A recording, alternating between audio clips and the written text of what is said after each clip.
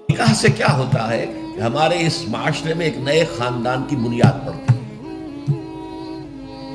اس کے لیے دعا کرنا، خیر، برکت، بھلائی، سعادت، یہ اس نکاح کا جز ہوتا ہے. لکھتے بھی ہیں کہ دعا میں شریک ہو.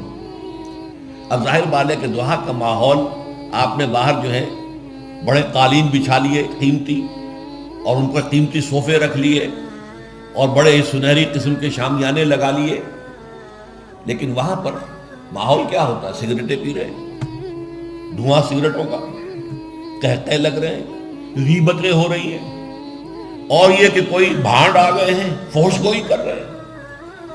اس حال میں کوئی شخص جو ہے کونے میں بیٹھے ہوا مولوی صاحب جو من من من من من کر کے وہ کچھ پڑھتے ہیں اور کہتے ہیں دعا کر لو. اب دعا کیا خاک کر لو؟ دعا کے لیے ماحول ہوتا ہے، دل کی آمادگی ہوتی ہے، ذہنی اور نفسیاتی تیاری ہوتی ہے، تب دعا ہوتی ہے.